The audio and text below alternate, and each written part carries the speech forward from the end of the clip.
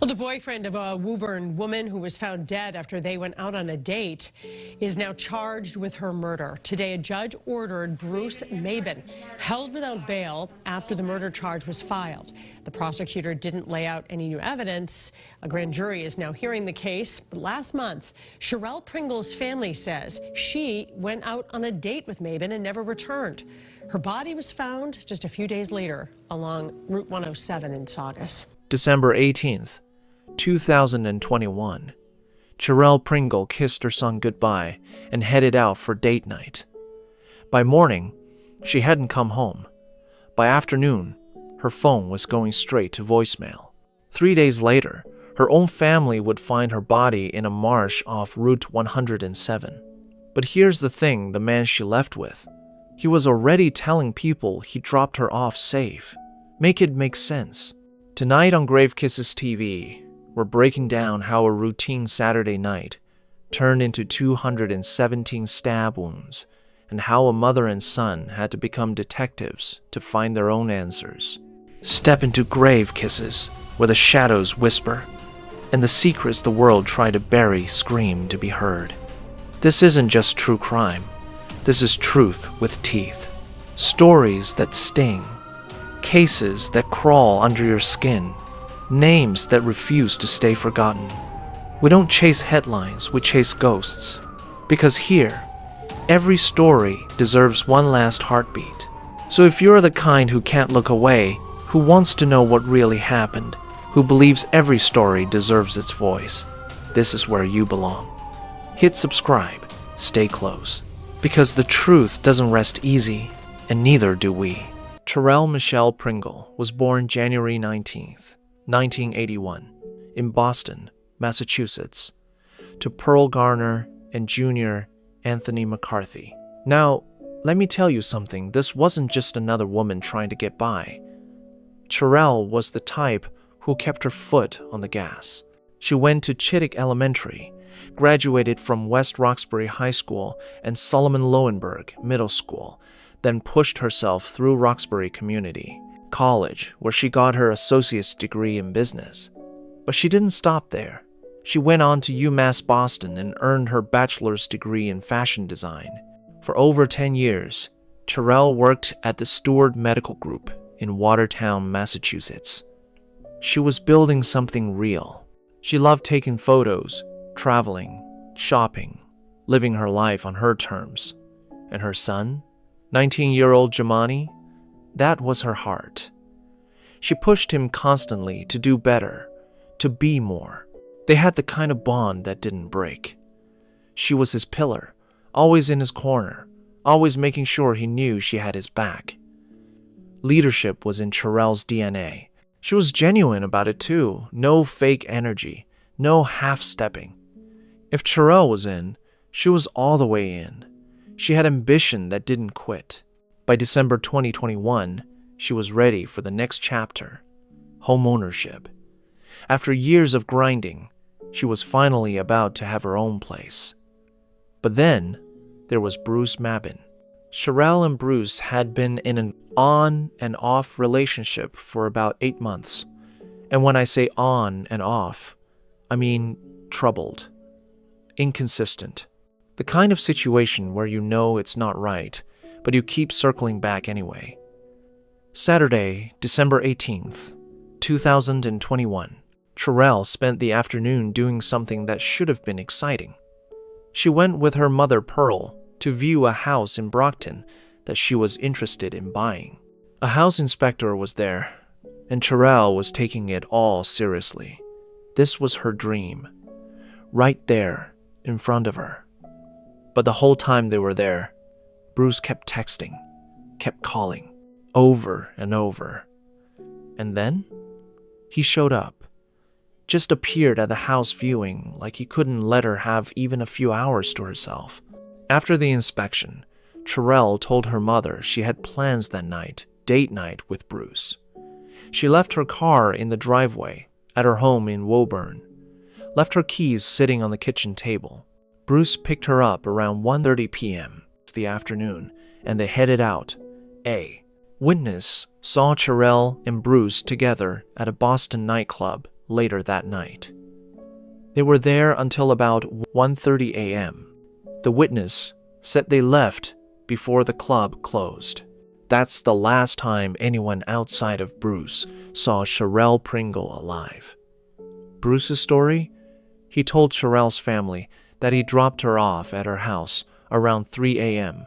Said he brought her home safe, like he did his part, and everything was fine.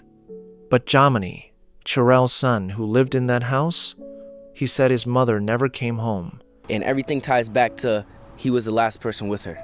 If you're the last person with somebody that's missing, you should be the first one to help, the first one to the police, the first one, everything.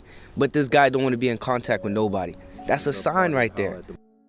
And by Sunday morning, nobody could reach her. The calls went unanswered.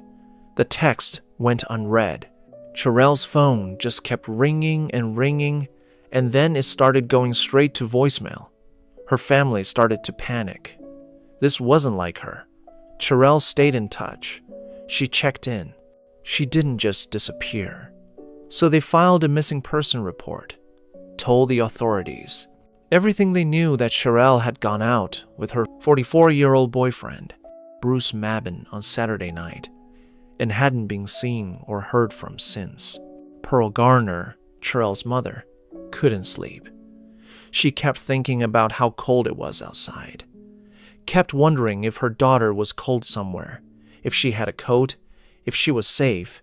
Pearl said, "It's been pure hell. It's been pure hell. I'm a mother, that's my child.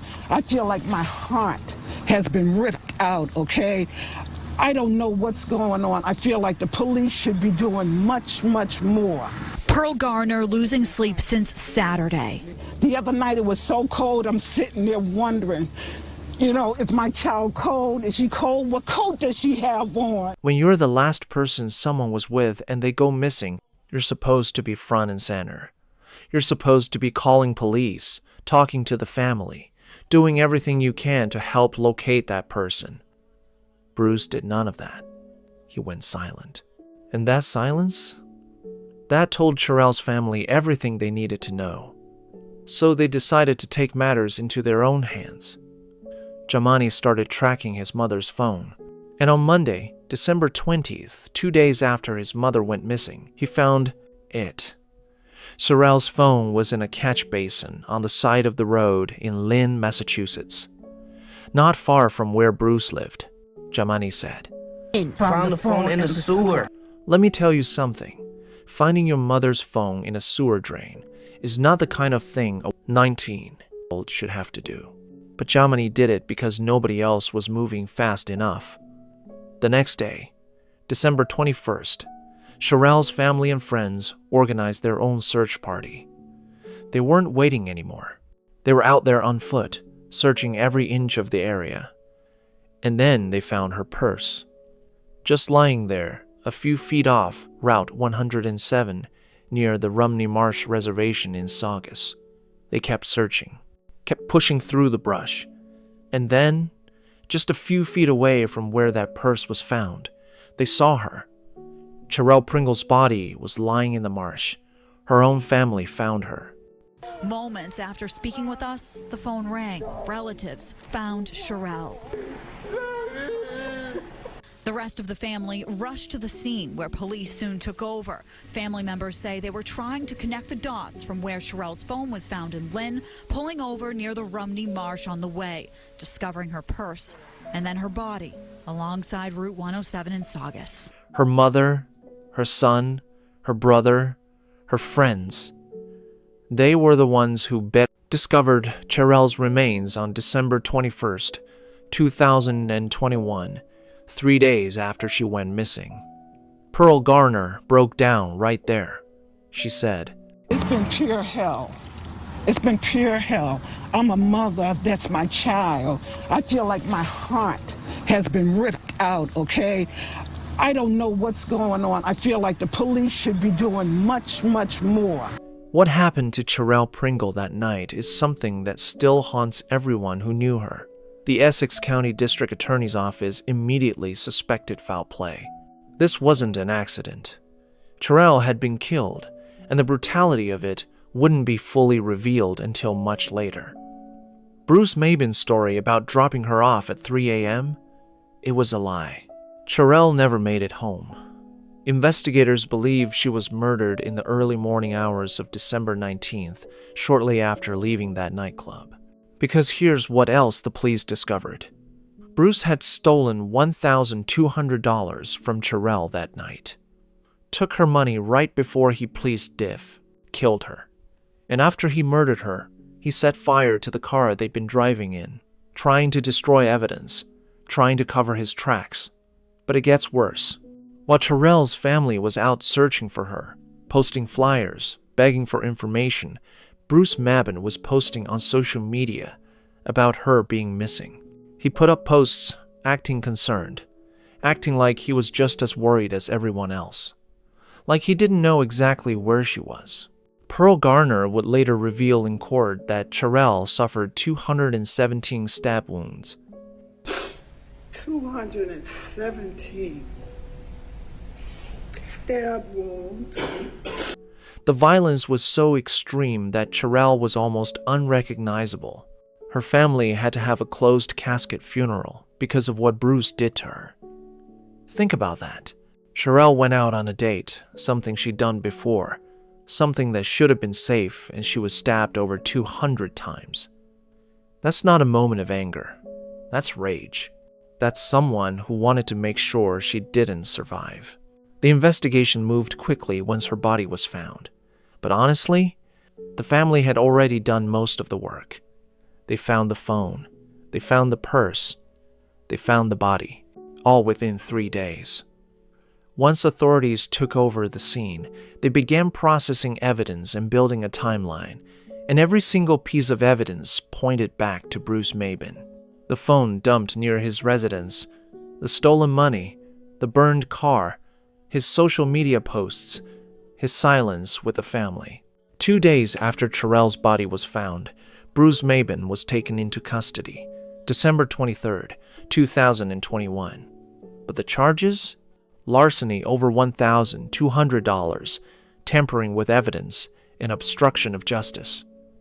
The murder charge didn't come until later, about a month later, in January 2022. When Bruce appeared in court for those initial charges, a not guilty plea was entered on his behalf. He was ordered held without bail. A grand jury got involved, hearing testimony and reviewing evidence.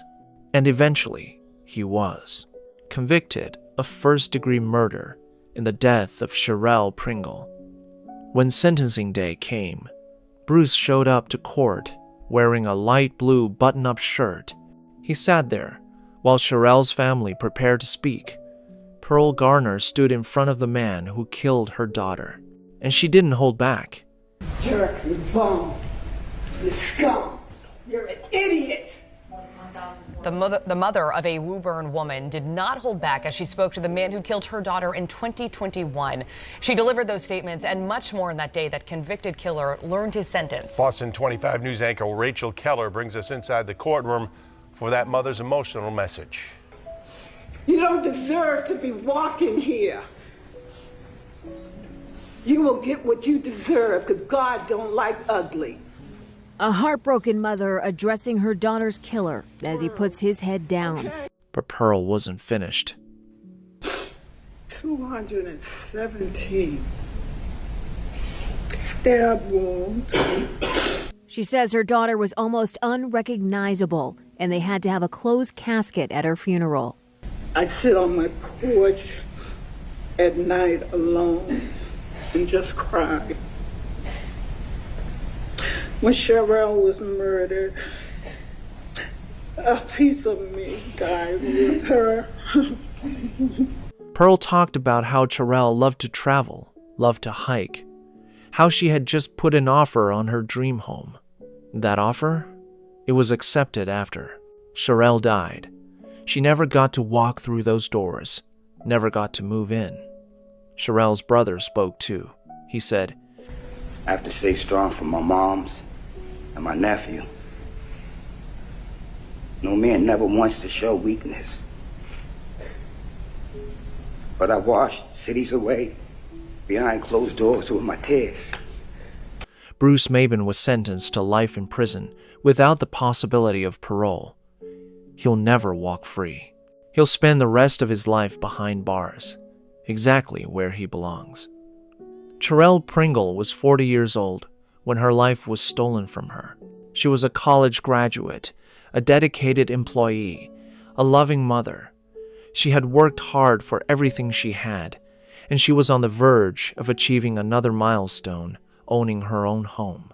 But Bruce Mabin decided that if he couldn't have her, nobody could. What Cherelle's family had to endure searching for her themselves, finding her body themselves, sitting through a trial and hearing every horrific detail that's trauma that doesn't heal. Jamani lost his mother at 19 years old. He had to track her phone and pull it from a sewer. No child should have to do that. This case shows the gaps in how missing persons cases are handled, especially when the missing person is a black woman.